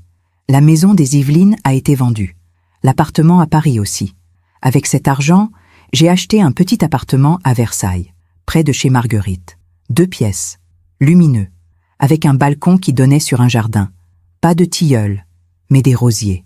J'ai repris l'enseignement, pas dans mon ancien lycée, dans un autre, plus petit, plus chaleureux. Mes nouveaux élèves ne savaient ni rien de mon histoire. Pour eux, j'étais juste Madame Darcy, la professeure de littérature, et ça me convenait parfaitement. Un matin, alors que je buvais mon café sur mon nouveau balcon, dans ma tasse blanche aux liserés dorés, j'ai pensé à Bartholomé. Il était quelque part, dans une cellule, payant pour ce qu'il avait fait. Et moi, j'étais libre. La vie a une drôle de façon de rendre justice parfois. Pas toujours immédiatement, pas toujours de la façon qu'on attend, mais elle finit toujours par rétablir l'équilibre. Les mois qui ont suivi le procès ont été une période étrange. Pas heureuse, pas encore, mais apaisée. Comme si après une tempête violente, la mer commençait enfin à se calmer. J'ai emménagé dans mon nouvel appartement en novembre. 2 pièces lumineuses, un parquet clair, des murs blancs, un balcon avec vue sur un petit jardin où poussaient des rosiers et un vieux lilas, Rien à voir avec la grande maison des Yvelines. Mais c'était mien, vraiment mien. Chaque meuble, chaque objet, chaque silence. J'ai meublé l'appartement simplement. Un canapé beige, une table en bois clair, quelques étagères pour mes livres, et dans la cuisine, une petite table près de la fenêtre. C'est là que je prenais mon café chaque matin, dans ma tasse blanche aux liserés dorés. La seule chose que j'avais gardée de mon ancienne vie. Marguerite venait souvent me voir. « Tu es heureuse ici ?» Je ne sais pas si c'est le mot, mais je suis tranquille. C'est déjà beaucoup. J'ai repris mes cours au lycée. Mes nouveaux élèves étaient curieux, vivants, parfois difficiles. Mais ils me faisaient du bien. Ils me rappelaient pourquoi j'avais choisi ce métier autrefois. Pas pour l'argent, pas pour le statut, mais pour transmettre, pour éveiller, pour accompagner. Un jour, une de mes élèves, Camille, est restée après le cours. « Madame Darcy, je peux vous poser une question ?»« Bien sûr. Est-ce que vous croyez qu'on peut vraiment changer? Qu'on peut devenir quelqu'un de meilleur ?» J'ai réfléchi. Je crois qu'on peut essayer, mais il faut d'abord accepter qui on est vraiment, avec nos erreurs, nos failles, et ensuite, on peut choisir, chaque jour, de faire mieux. Elle a souri. « Merci, madame. » Cette conversation m'a hantée pendant des jours, parce que c'était exactement ce que j'étais en train de faire, accepter qui j'avais été, la femme silencieuse, patiente, effacée, et choisir qui je voulais devenir. Un après-midi de décembre, j'ai reçu un appel de Chloé, la serveuse, celle qui m'avait sauvée. « Madame Darcy ? Chloé, comment allez-vous ? » « Bien. J'ai pensé à vous. Je voulais savoir si vous alliez bien. Nous avons parlé longtemps. » Elle m'a raconté qu'elle avait quitté le restaurant, que ce soir-là l'avait trop marquée. Je fais des cauchemars parfois. Je me demande ce qui se serait passé si je n'avais rien dit. Vous m'avez sauvée, Chloé. Je sais, mais ça fait peur de réaliser qu'un homme peut faire ça à sa propre femme. Chloé, est-ce que vous aimeriez qu'on se voie pour prendre un café ? Elle a hésité. Vraiment ? Oui, j'aimerais vous remercier. Correctement. Nous nous sommes retrouvés une semaine plus tard, dans un petit café près du Luxembourg. Chloé était timide, jeune, belle, avec ses cheveux bruns attachés en chignon. Elle portait un manteau rouge, exactement comme Léa sur les photos que j'avais vues. Mais elle n'était pas Léa. Elle était quelqu'un qui avait eu le courage de faire ce qu'il fallait. « Madame Darcy, appelez-moi Apolline. Apolline, je voulais vous dire quelque chose. Ce soir-là, au restaurant, quand j'ai entendu votre mari au téléphone, j'ai eu peur, très peur. Mais je me suis dit, si je ne fais rien, cette femme va mourir, et je ne pourrai jamais me le pardonner. J'ai pris sa main. Vous avez fait ce que beaucoup n'auraient pas osé faire. Vous avez risqué votre emploi, peut-être même votre sécurité. Pour moi, une inconnue. Vous n'étiez pas une inconnue. Vous étiez une femme en danger. C'était suffisant. Nous avons parlé pendant des heures. De sa vie, de ses études, de ses rêves. Elle voulait devenir psychologue, travailler avec des femmes victimes de violences. Ce qui vous est arrivé, ça m'a confirmé ce que je voulais faire. Alors, quelque chose de bon est sorti de tout ça. En la quittant ce jour-là, je me suis sentie reconnaissante, pas seulement envers elle, mais envers la vie. Parce que dans les moments les plus sombres, il y a toujours quelqu'un qui tend la main. Parfois c'est une sœur, parfois c'est une amie. Et parfois, c'est une inconnue dans un restaurant. Janvier est arrivé. Une nouvelle année. La première année où je n'étais plus mariée, où je n'avais plus à mentir, à me cacher, à faire semblant. J'ai décidé de faire quelque chose que je n'avais jamais fait. Voyager. Seule. J'ai choisi l'Italie. Florence. La ville où Bartholomé et moi étions allés, autrefois. Mais cette fois, j'y allais pour moi. Pas pour me souvenir, pour recommencer. J'ai marché sur le Ponte Vecchio. J'ai visité les musées. J'ai mangé des pâtes dans des petits restaurants cachés. Et un soir, assise sur une terrasse, regardant le soleil se coucher sur l'Arno, j'ai réalisé quelque chose. J'étais heureuse. Pas d'une joie éclatante, pas d'une euphorie bruyante. Non, d'un bonheur calme, profond, vrai. J'ai sorti mon téléphone, j'ai pris une photo du coucher de soleil et j'ai écrit à Marguerite. Je vais bien, vraiment bien. En rentrant à Versailles, j'ai trouvé une lettre de la prison, de Bartholomé. J'ai hésité à l'ouvrir. Puis je me suis dit, non, pas aujourd'hui, peut-être jamais. Mais quelques jours plus tard, la curiosité a été plus forte. J'ai ouvert l'enveloppe. Apolline, je ne sais pas si tu liras cette lettre. Je ne sais même pas si tu devrais la lire. Mais j'avais besoin de t'écrire. Une dernière fois, la prison change un homme. Ou peut-être qu'elle révèle qui il est vraiment. Je ne sais pas. Ce que je sais, c'est que je pense à toi tous les jours, à ce que j'ai fait, à ce que j'ai détruit. Je ne te demande pas de me pardonner. Je n'en ai pas le droit. Mais je voulais que tu saches quelque chose. Tu avais raison. Surtout, je ne t'ai jamais vraiment vue. Je t'ai prise pour acquise. Je t'ai utilisée. Et quand tu as décidé de partir, j'ai eu si peur de perdre ce que je possédais que j'ai oublié qui tu étais. Maintenant, c'est trop tard. Tu es libre. Et moi, je paie. Mais tu sais ce qui est étrange? Je suis content que tu sois libre. Parce que tu le mérites. Bartholomé. J'ai replié la lettre. Je l'ai posée sur la table et je l'ai regardée longtemps. Puis je l'ai déchirée, lentement, en petits morceaux. Et je les ai jetés, parce que ses regrets ne me concernaient plus. Son pardon ne m'intéressait plus. Sa prison intérieure ne m'appartenait plus. J'avais ma propre vie maintenant. Et elle était belle. Un matin de février, alors que je buvais mon café sur le balcon, j'ai regardé les rosiers dans le jardin. Ils étaient nus, endormis, en attente du printemps. Comme moi, quelques mois plus tôt. Mais le printemps viendrait. Et avec lui, les fleurs. Ce jour-là, j'ai compris quelque chose de profond. La justice, ce n'est pas toujours la vengeance. Ce n'est pas toujours voir l'autre souffrir. Parfois, la justice, c'est juste être libre. Libre de ses mensonges, libre de sa toxicité, libre de continuer sans lui. Et moi, j'étais libre. Marguerite est venue me voir ce soir-là. Tu as l'air sereine. Je le suis. Qu'est-ce qui a changé? Tout et rien. Je crois que j'ai juste accepté. Accepter quoi? Que je ne peux pas changer le passé, mais que je peux choisir mon avenir. Elle m'a souri. Tu as raison. Et tu sais quoi? Tu es plus forte que tu ne l'as jamais été. Cette nuit-là, j'ai dormi profondément, sans cauchemar, sans peur, juste en paix, parce que j'avais fait le plus dur. J'avais lâché prise. Et en lâchant prise, j'avais gagné. Le printemps est arrivé. Les rosiers du jardin ont commencé à bourgeonner. Le lilas s'est couvert de fleurs violettes. L'air sentait la terre mouillée et les nouvelles pousses. Et moi, je fleurissais aussi. Cela faisait presque 1 an que j'avais quitté Bartholomé. 1 an que j'avais fui ce restaurant. 1 an que ma vie avait basculé. Mais je n'étais plus la même femme. J'avais 59 ans maintenant. Des cheveux plus gris, des rides plus marquées. Mais j'avais aussi quelque chose de nouveau dans les yeux. Une clarté, une force tranquille. Marguerite me l'avait dit un matin. Tu rayonnes, Apolline. C'est la liberté.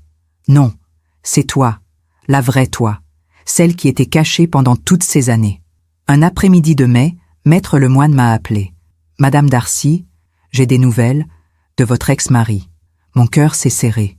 Pas de peur, juste de curiosité. Qu'est-ce qui se passe? Il a eu des ennuis en prison. Elle m'a expliqué. Bartholomé avait été agressé par un autre détenu. Rien de grave physiquement, mais il avait été transféré dans un autre quartier, plus isolé, plus dur.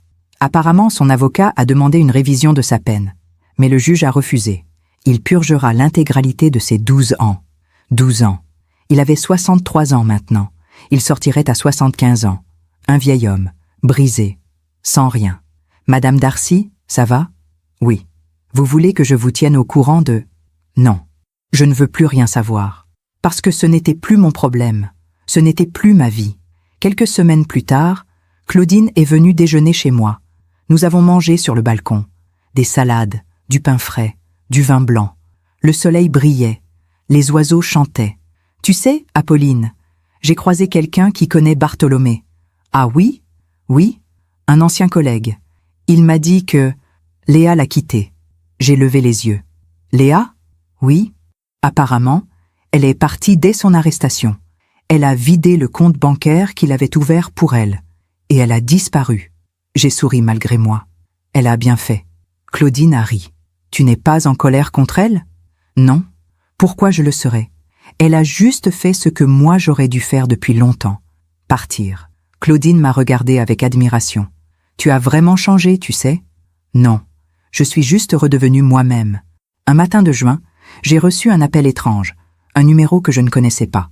J'ai hésité, puis j'ai décroché. Allô? Madame Darcy? Une voix d'homme, âgée, fatiguée. Oui, qui êtes-vous? J'étais l'associé de votre mari, Pierre Malherbe. Pierre Malherbe. Je me souvenais de lui, un architecte brillant, l'ami de Bartholomé depuis l'université. Monsieur Malherbe, que puis-je faire pour vous? Je voulais vous présenter mes excuses. J'ai froncé les sourcils. Vos excuses? Pourquoi? Parce que je savais. Mon cœur s'est arrêté. Vous saviez quoi? Pour Léa, pour les comptes cachés, pour tout. Un long silence. Je savais que Bartholomé vous trompait. Je savais qu'il dissimulait de l'argent. Et je n'ai rien dit, parce que c'était mon associé, parce que c'était mon ami, et surtout, parce que je ne voulais pas de problème. J'ai serré le téléphone. Vous auriez pu me prévenir. Je sais, et je le regrette, profondément. Pourquoi vous m'appelez maintenant? Parce que Bartholomé m'a écrit, de la prison. Il m'a demandé de vous contacter, de vous dire qu'il était désolé. Mais je ne voulais pas juste transmettre son message. Je voulais vous dire que j'étais désolé aussi. J'ai fermé les yeux. Monsieur Malherbe, vos excuses ne changeront rien. Le mal est fait. Je sais, mais je devais vous le dire. Après avoir raccroché, je suis restée assise longtemps sur le balcon. Je pensais à tous ces gens qui avaient su. Pierre, peut-être d'autres collègues, peut-être même des amis, et personne n'avait rien dit. Mais au fond, ça n'avait plus d'importance, parce que la vérité avait fini par éclater, comme elle le fait toujours. En juillet, Chloé m'a invitée à son diplôme. Elle avait terminé ses études de psychologie. Elle allait commencer un stage dans un centre d'aide aux femmes victimes de violences. Après la cérémonie, nous avons marché dans les jardins du campus. Apolline, je voulais vous dire merci. Pourquoi? C'est moi qui devrais vous remercier. Non, vous m'avez inspiré. Votre force, votre courage, la façon dont vous vous êtes relevée, ça m'a donné envie de faire ce que je fais. J'ai souri. Chloé, vous m'avez sauvée, et maintenant vous allez en sauver d'autres. C'est vous, l'héroïne. Elle a rougi. Je ne suis pas une héroïne, j'ai juste fait ce qu'il fallait. C'est exactement ça, être une héroïne. Faire ce qu'il faut, même quand c'est difficile, même quand on a peur. En août, j'ai reçu une lettre officielle de l'administration pénitentiaire. Bartholomé demandait à me voir, encore. Son avocat écrivait qu'il était en mauvaise santé, qu'il avait besoin de parler, que c'était urgent. J'ai relu la lettre plusieurs fois, puis je l'ai posée sur la table. Et je ne l'ai pas ouverte, parce que je n'avais plus rien à lui dire. Et surtout, je n'avais plus besoin de l'entendre. Un soir de septembre, Marguerite et moi regardions les informations. Un reportage sur la prison de Fleury-Mérogis. Les conditions difficiles, le surpeuplement, la violence. « Tu penses qu'il souffre ?» a demandé Marguerite. J'ai réfléchi. « Oui, probablement. Et ça te fait quelque chose ?» Non. Elle m'a regardée, surprise. « Vraiment ? Vraiment. Parce que ce n'est pas de la cruauté. C'est juste de l'indifférence. Il a fait ses choix. Il paie. C'est tout. » Marguerite a hoché la tête. « Tu as raison. La vie a une façon de rendre justice, sans qu'on ait besoin d'intervenir. » Et c'était exactement ça. Bartholomé avait tout perdu. Sa liberté, sa réputation, son argent, sa maison, ses amis, Léa. Tout ce pourquoi il avait menti, triché, manipulé. Tout ce pourquoi il avait essayé de me tuer. Et moi, j'avais tout gagné. Pas de l'argent, pas des biens. Non, j'avais gagné ma dignité, ma paix, ma liberté. Un matin d'octobre, alors que je buvais mon café sur le balcon, j'ai vu une femme dans le jardin. Une voisine que je ne connaissais pas encore. Elle arrosait les rosiers. Elle souriait. Je suis descendue. « Bonjour !» Elle a levé les yeux. « Oh, bonjour! Vous êtes la nouvelle locataire du 3e ?» « Oui, Apolline. Enchantée, moi c'est Solange. » Nous avons parlé quelques minutes, de tout et de rien, du jardin, des fleurs, de la météo. Puis elle a dit « Vous savez, ces rosiers, ils étaient morts l'année dernière, complètement desséchés. Je pensais les arracher. Mais au printemps, ils ont refleuri, plus beaux qu'avant. J'ai regardé les rosiers, leurs fleurs roses, leurs feuilles vertes. Parfois, on a juste besoin de temps et de patience. » Solange a souri. « Exactement. Ce jour-là, j'ai compris que c'était exactement ce qui m'était arrivé.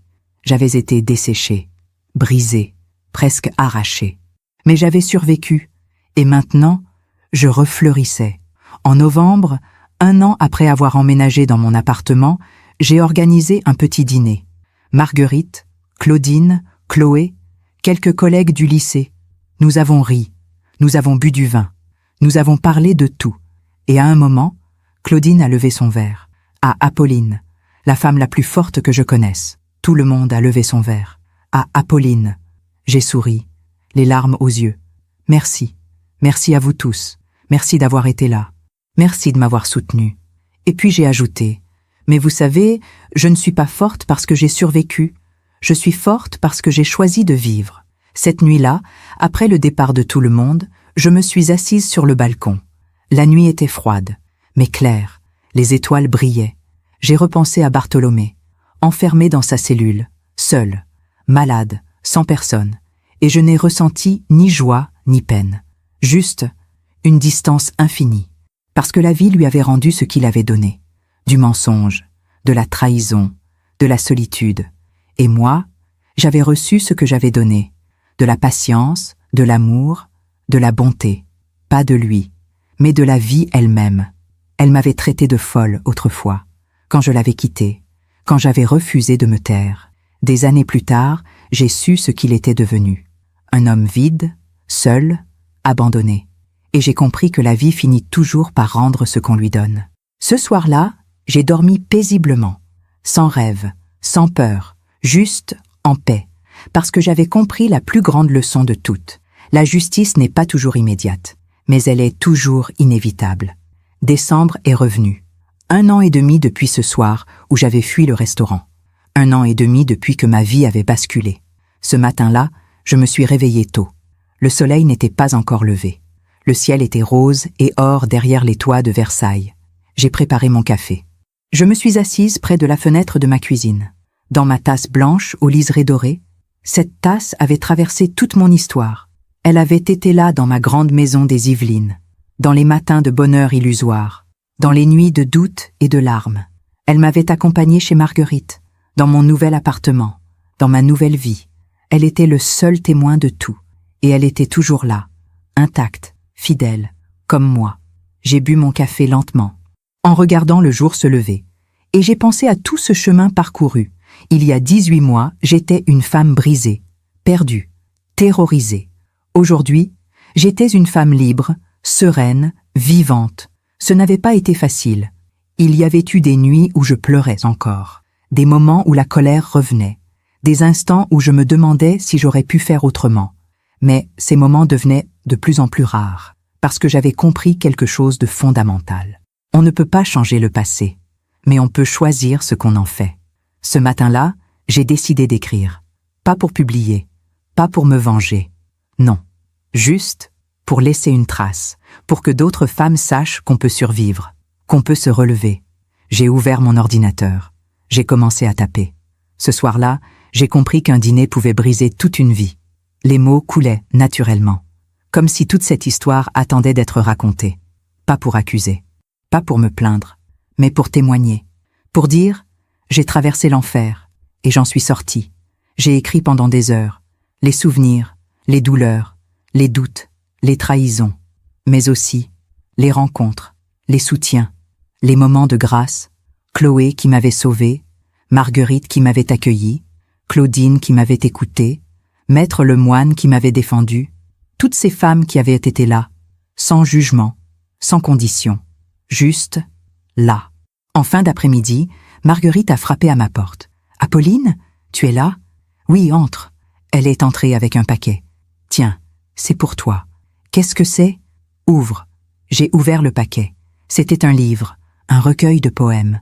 Sur la première page, Marguerite avait écrit « Pour ma sœur, la plus courageuse des femmes, que ces mots t'accompagnent sur ton nouveau chemin. » J'ai serré le livre contre mon cœur. « Merci, Marguerite. »« Non, merci à toi. » « Pourquoi ?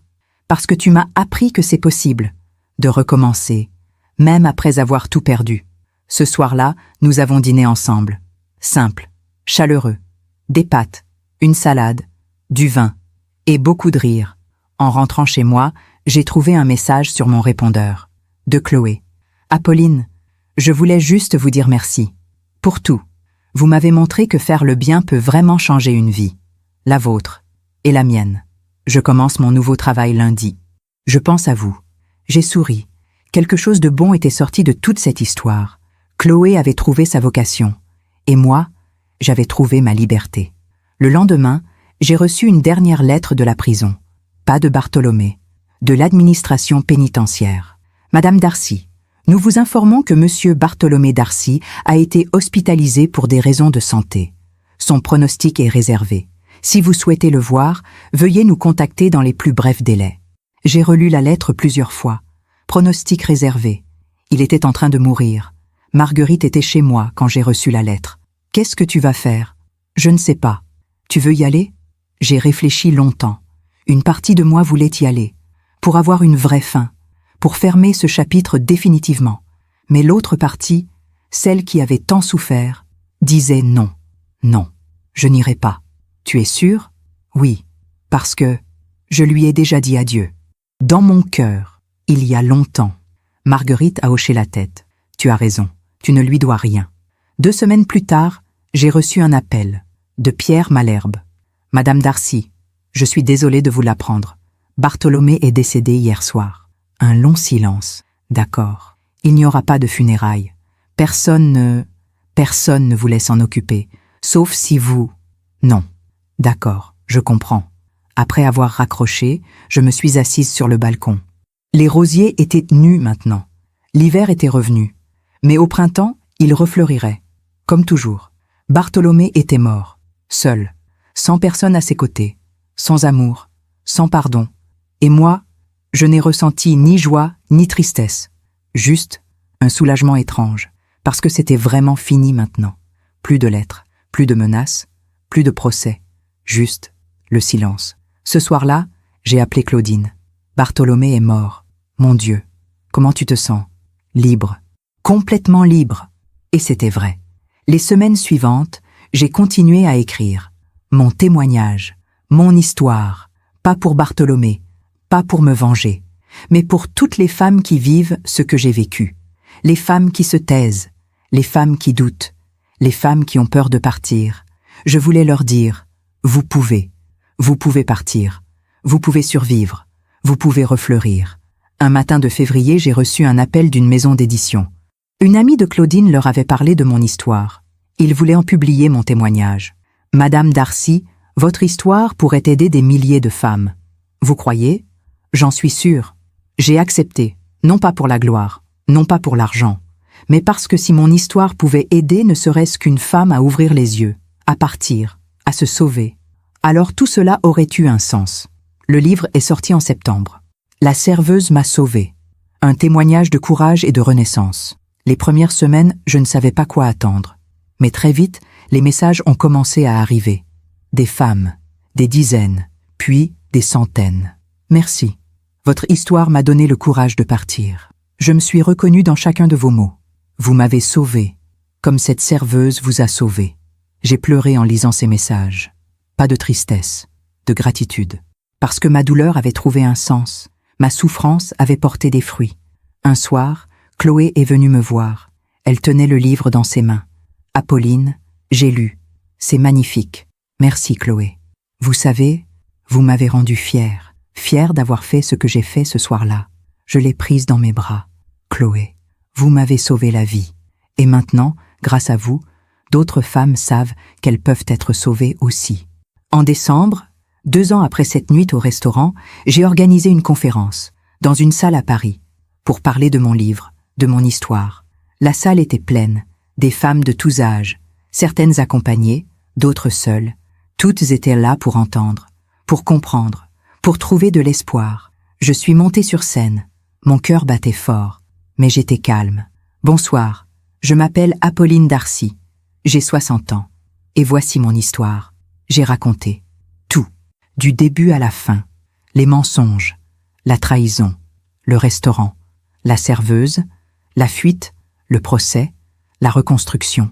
Et à la fin, j'ai dit, si mon histoire vous aide, ne serait-ce qu'un peu à ouvrir les yeux, à partir, à choisir la vie plutôt que la survie, alors tout cela aura eu un sens. La salle s'est levée. Un tonnerre d'applaudissements. Après la conférence, une jeune femme s'est approchée de moi. Elle pleurait. Madame Darcy, merci. Merci infiniment. Pourquoi pleurez-vous? Parce que je vis ce que vous avez vécu, et je ne savais pas quoi faire. Mais maintenant, je sais, je vais partir. J'ai pris ses mains. Partez, et ne regardez jamais en arrière. La vie vous attend, une belle vie. Ce soir-là, en rentrant chez moi, je me suis assise sur mon balcon. Les étoiles brillaient, l'air était froid mais pur. J'ai repensé à tout ce chemin, à la femme que j'avais été, silencieuse, effacée, soumise, à la femme que j'étais devenue, forte, libre, vivante. Et j'ai compris que je n'avais rien perdu. J'avais tout gagné. Ma dignité, ma liberté, ma vie. Le lendemain matin, j'ai bu mon café dans ma tasse blanche au liseré doré. Et j'ai souri, parce que j'étais exactement où je devais être. Si cette histoire a touché votre cœur, je vous en prie, partagez-la avec quelqu'un que vous aimez. Parfois, une histoire peut changer toute une journée. Parfois même, toute une vie. Abonnez-vous pour entendre d'autres femmes qui ont transformé la douleur en sagesse. Chaque jour, une femme, une leçon de vie. Que Dieu vous bénisse et à très bientôt.